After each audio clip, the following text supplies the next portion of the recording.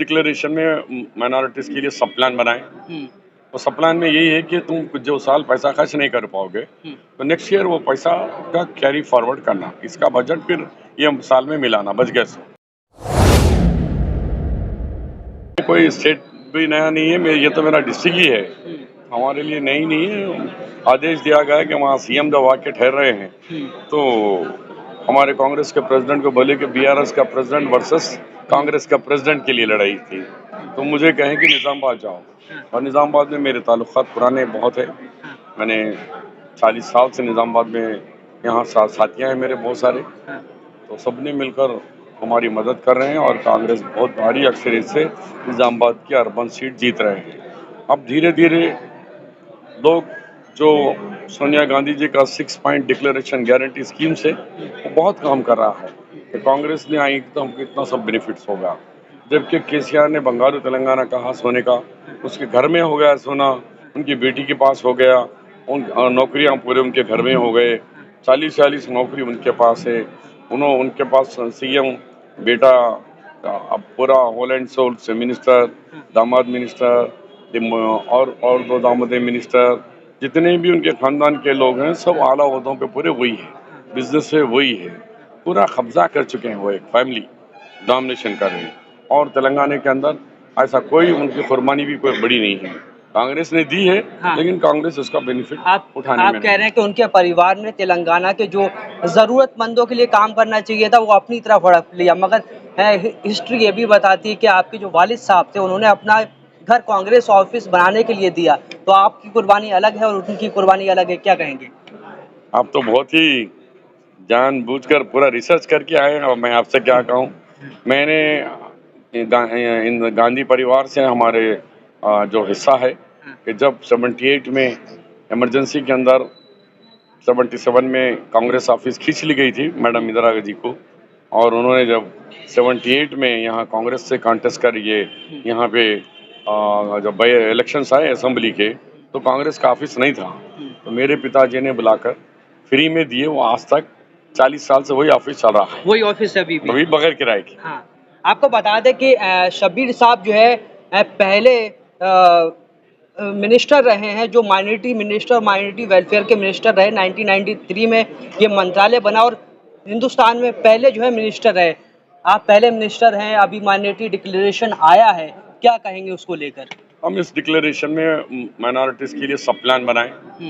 तो सब प्लान में यही है कि तुम कुछ जो साल पैसा खर्च नहीं कर पाओगे तो नेक्स्ट ईयर वो पैसा का कैरी फॉरवर्ड करना, इसका बजट फिर ये साल में मिलाना, बच गया सो।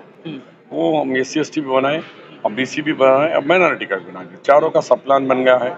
और बजट भी हमने 4000 करोड़ से माइनॉरिटी वेलफेयर का बजट होगा, उसमें वुमेन के लिए प्रोग्राम्स होंगे, क्रिश्चियंस के लिए, मुस्लिम्स के, सब के लिए अलग अलग प्रोग्राम होंगे।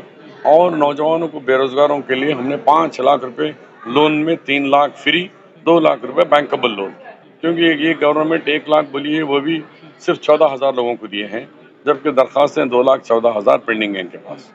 मगर हम वैसा नहीं कर रहे, हम चाहते हैं कि हर साल 70 से 80 हज़ार लोगों को हर साल उनको लोन मिले, और लोन भी परफेक्ट 5 लाख, इसमें 3 लाख सब्सिडी है, 2 लाख बैंकेबल है, तो 5 लाख में कुछ बनता।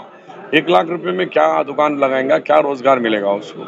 ये कांग्रेस का, और मैं उसका सब प्लान का और माइनॉरिटी डिक्लेरेशन का मेरी सदारत में सब कमेटी थी, मैंने उसको अच्छी तरीके से, मैं माइनॉरिटीज़ के मसाइल को जानता हूँ, तो उस तरीके से मैंने तैयार किया है। आपकी सदारत में जो है यहाँ पर रिजर्वेशन भी माइनॉरिटी को मिला, आप जो है अमित शाह जी कह रहे हैं कि ये रिजर्वेशन खत्म कर दिया जाएगा।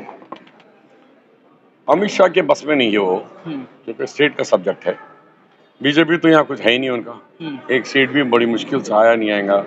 और ये सुप्रीम कोर्ट में कॉन्स्टिट्यूशन बेंच 5 सुप्रीम कोर्ट के जजेस के पास पेंडिंग है, अभी वो 5 जजेस का कॉन्स्टिट्यूशन बेंच ही भी फॉर्म नहीं हुआ। जब होगा सुप्रीम कोर्ट का फैसला, इसको कंटिन्यू करते नहीं करते, क्योंकि हमने सुप्रीम कोर्ट के डायरेक्शन पे ही पहले रिजर्वेशन हमारा 46 था, हम 5 देने से 51 हुआ, लेकिन इंदिरा साहनी जजमेंट में के बाद ये कहा गया कि कोई भी राष्ट्र 50 से ऊपर रिजर्वेशन ना बढ़े, उसी को हमने 5 से 4 करके सुप्रीम कोर्ट के गाइडलाइंस के अंदर ही हम लोग हैं, और ये 17 साल से सुप्रीम कोर्ट के स्टे पे चल रहा है। केसीआर जब सरकार बनाने से पहले बोले थे कि 4 महीने में 12% रिजर्वेशन मिलेगा माइनॉरिटी को, अभी तक नहीं मिला है, क्या कहेंगे? हमने जब हमारी उनकी अच्छी दोस्ती थी तो जब वो तेलंगाना में फिरते थे तो मैं बोला तुम 12% कहाँ से लाए पकड़ के पूछा। अरे क्यों दे सकते? मैं बोला मैं तो अदालत के चक्कर काटते काटते मेरे तो पैरा चपला घस गई। अब तुम हम 4 को परेशान है, तुम 12 कहाँ से लाओगे? वो कहते हैं कि विल होना शब्बीर, अगर मन है दिल है तो देते।